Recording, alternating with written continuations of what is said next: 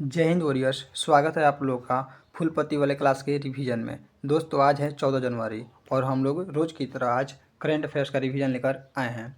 Question number first है आप लोग का कि हाल ही में भारतीय सेना ने ऑपरेशन त्रासी 1 कहाँ चलाया। ऑपरेशन त्रासी 1 कहाँ चलाया गया दोस्तों?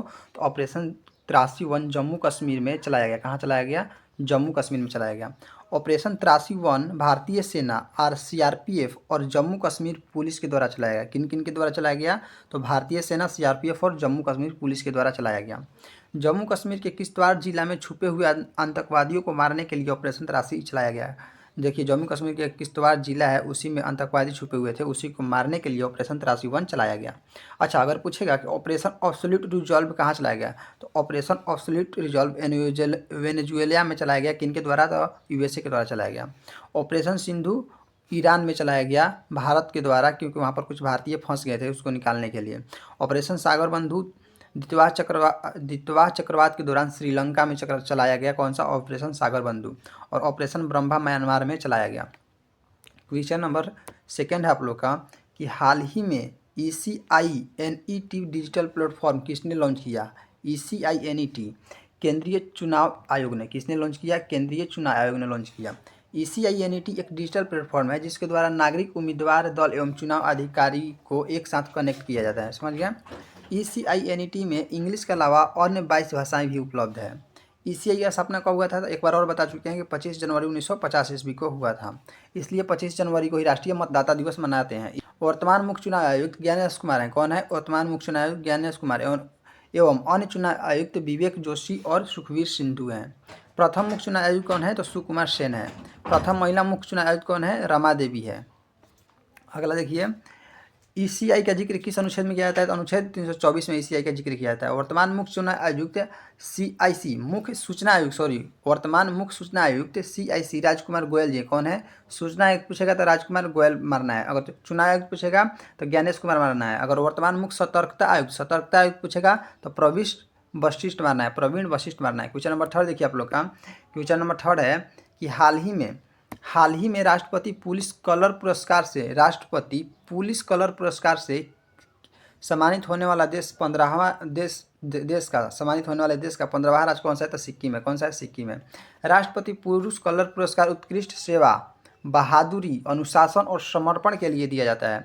इस प्रकार को सिक्किम पुलिस अपने वर्दी के बाईं आस्तीन पर लगाते हैं। 36वां संविधान संशोधन 1975 के द्वारा सिक्किम भारत के अंदर राज्य के रूप में शामिल हो गया। कब? 36वां संविधान संशोधन 1975 में। सिक्किम में नामग्याल वंश था। सिक्किम में पहले कौन सा वंश था? नामग्याल वंश।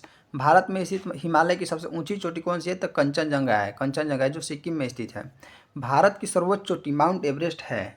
माउंट केटू है। भारत की सर्वोच्च चोटी माउंट केटू है, जिसकी ऊंचाई कितनी है? 8611 मीटर। माउंट केटू हिमालय की नहीं बल्कि ट्रांस हिमालय का भाग है। नाथुला दर्रा और जलपल्ला दर्रा कहाँ है? सिक्किम में स्थित है। लेवा और भूटिया जनजाति भी सिक्किम में स्थित है। ये दोनों जनजाति कहाँ स्थित है? सिक्किम में। अगला क्वेश्चन देखिए, क्वेश्चन नंबर 4 है आप लोग का। हाल ही में 49वीं अंतर्राष्ट्रीय कोलकाता पुस्तक मेले में फोकस देश किसे चुना गया? तो अर्जेंटीना को फोकस देश के तौर पर चुना गया है। 49वां अंतर्राष्ट्रीय कोलकाता पुस्तक मेला 22 जनवरी से 3 फरवरी तक चलेगा। कब से कब तक? 22 जनवरी से 3 फरवरी तक। कहाँ तक? कोलकाता में चलेगा। कोलकाता के साल्ट लेक स्टेडियम में होगा, या साल्ट लेक मैदान में होगा। स्टेडियम नहीं, मैदान में होगा। साल्ट लेक मैदान में आयोजित होगा। इस मेला का उद्घाटन पश्चिम बंगाल के CM ममता बनर्जी ने की है। किसने? पश्चिम बंगाल के CM कौन है? ममता बनर्जी। उन्हीं ने इस मेला का उद्घाटन किए हैं। इस मेला में यूएसए और बांग्लादेश भाग नहीं ले रहे हैं। ये दोनों भाग नहीं ले रहे हैं, यूएसए और बांग्लादेश। इस मेला में स्वप्न राय चक्रवर्ती को लाइफ टाइम अवार्ड मिला। स्वप्न राय चक्रवर्ती को लाइफ टाइम अचीवमेंट अवार्ड मिला। स्वप्न राय चक्रवर्ती ने इस मेले में एक पुस्तक रेडियो वाला लॉन्च किया। कौन सा पुस्तक का नाम है? रेडियो वाला। अर्जेंटीना की राजधानी ब्यूनस आयर्स। कौन सा है? Buenos Aires. अर्जेंटीना के घास के मैदान को पम्पास कहते हैं और वेनेजुएला के घास के मैदान को लानोस कहते हैं। पेंटागोनिया मरुस्थल कहाँ पर स्थित है? तो अर्जेंटीना में ही स्थित है। दक्षिण अफ्रीका में एंडीज पर्वत की सबसे ऊंची चोटी अकांगुआ है। कौन सी है? एकांगुआ। कहाँ है? तो चिली और अर्जेंटीना के मध्य स्थित है। हाल ही में इजिप्ट BST एरोस्पेस ने भारत का पहला इंटीग्रेटेड प्राइवेट सैटेलाइट प्लांट का शिलान्यास कहाँ किया है? तो सानंद गुजरात में किया है। कहाँ? गुजरात में। इस प्लांट का नाम पामनारो रखा गया। पामनारो। सेमीकंडक्टर यूनिटी सानंद गुजरात में ही स्थापित हुआ। सेमीकंडक्टर यूनिटी भी वहीं पर स्थापित हुआ, गुजरात में ही। अगला क्वेश्चन है, हाल ही में गुटखा, पान मसाला और तंबाकू प्रोडक्ट्स पर पूरी तरह से प्रतिबंध किसने लगाया है? तो उड़ीसा राज्य ने लगाया है प्रतिबंध। इसमें बीड़ी सिगरेट पर प्रतिबंध नहीं लगाया गया है। बीड़ी सिगरेट पर प्रतिबंध नहीं लगाया गया है, सिर्फ किस पर प्रतिबंध लगाया गया है? तो गुटखा, पान मसाला और तंबाकू पर। गुटखा, तंबाकू और पान मसाला पर 1 फरवरी 2026 से 40% GST टैग लगेगा। ठीक है, मतलब महंगा होने वाला है। तंबाकू में क्या होता है? तो निकोटीन होता है। आर्टिकल 47 मद्यपान को निषेध करता है। मद्यपान मतलब आर्टिकल जो 47 है वो अल्कोहल को निषेध करता है, अल्कोहल को बंद करने की बात करता है। कौन? आर्टिकल 47। क्वेश्चन नंबर नेक्स्ट आप लोग का, हाल ही में ट्री लेडी के नाम से प्रसिद्ध कार्तिका मैकानी का सिंगापुर में 66 साल की उम्र में निधन हुआ है। इनका संबंध किस भारतीय राज्य से है? तो इनका संबंध कर्नाटक से है। कृतिका मैकानिक के द्वारा सिंगापुर में प्लांट ए ट्री कार्यक्रम के द्वारा 76,000 पेड़ लगाया गया। प्लांट ए ट्री कार्यक्रम के द्वारा कितना पेड़? 76,000 पेड़ लगाया गया। इसे ग्रीन मूवमेंट भी कहते हैं। उत्तर पूर्व भारत के आवाज़ जुबिन गर्ग क्या थे? जुबिन गर्ग सिंगर थे। जी का निधन सिंगापुर में हो गया। कहाँ पर हो गया? सिंगापुर में। इन्हीं के नाम पर सिंगापुर में जुबिन गर्ग द्वीप बनाया गया है। इनकी मृत्यु की जांच के लिए भारत और सिंगापुर के मध्य कौन सा संधि हुआ? MLAT संधि हुआ है। अगला क्वेश्चन देखिए, क्वेश्चन नंबर आप लोग का नेक्स्ट है कि हाल ही में संस्कृति मंत्रालय ने पराक्रम दिवस 2026 आयोजित किया है। इसका संबंध किससे है? तो सुभाष चंद्र बोस से पराक्रम दिवस संबंधित है, क्योंकि इन्हीं के जन्म पर मनाया जाता है पराक्रम दिवस। 23 जनवरी 1897 को कब हुआ था जन्म इनका? 23 जनवरी 1897 ईस्वी में सुभाष चंद्र बोस का जन्म हुआ था। इसीलिए कहाँ हुआ था? तो कटक उड़ीसा में हुआ था। इसीलिए 23 जनवरी को पराक्रम दिवस मनाता है। इसलिए 23 जनवरी को पराक्रम दिवस मनाते हैं। समझ गए आप लोग कि पराक्रम दिवस कब क्यों मनाते हैं? 1938 के हरिपुरा अधिवेशन का अध्यक्ष सुभाष चंद्र बोस थे। 1938 के हरिपुरा अधिवेशन का अध्यक्ष कौन थे? तो सुभाष चंद्र बोस थे। 1939 के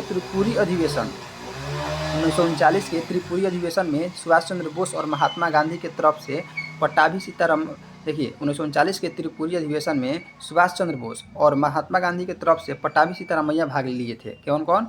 सुभाष चंद्र बोस भाग लिए थे। महात्मा गांधी की तरफ से कौन थे? तो पट्टाभी सीतारामैया थे, जिसमें सुभाष चंद्र बोस जीत गए। इसमें क्या हुआ? सुभाष चंद्र बोस जीत गए, लेकिन महात्मा गांधी का सम्मान करते हुए उन्होंने कांग्रेस से रिजाइन दे दिया और अब उन्होंने 1939 ईस्वी में ही फॉरवर्ड ब्लॉक की स्थापना की। इंपॉर्टेंट फैक्ट है, इनके बारे में एग्जाम में कभी कभी पूछ देता है। 1939 में त्रिपुरी अधिवेशन के अध्यक्ष डॉक्टर राजेंद्र प्रसाद बने। कौन? डॉक्टर राजेंद्र प्रसाद को बनाया गया।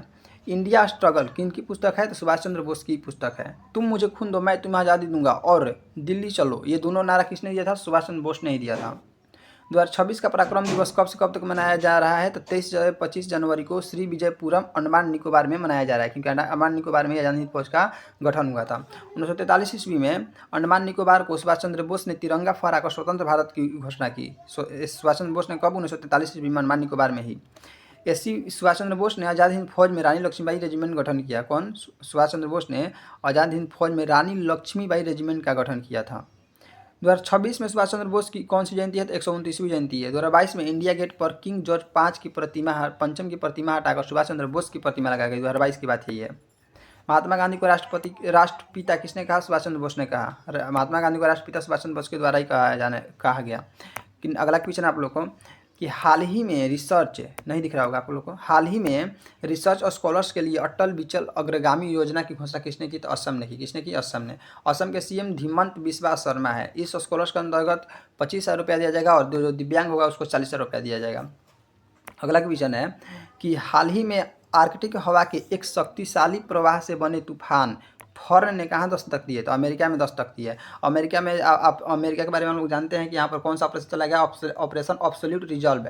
यहाँ पर USA के जो डोनाल्ड ट्रंप है राष्ट्रपति, वो वेनेजुएला के राष्ट्रपति को निकोलस मादुरो को क्या किया है? गिरफ्तार कर लिए हैं। और इसका लेटेस्ट न्यूज़ ये है कि वहाँ की जो विपक्षी नेता है मरिया कोरोना मचाडो, उन्होंने अपना शांति नोबेल पुरस्कार मिला था वो किसके साथ साझा किया? तो डोनाल्ड ट्रंप के साथ किया है। वेनेजुएला के घास के मैदान को लानोस कहते हैं। वेनेजुएला की राजधानी है कराकस। मिलते हैं हम लोग नेक्स्ट वीडियो में। अगर वीडियो अच्छा लगा हो तो सब्सक्राइब कर लीजिएगा चैनल को।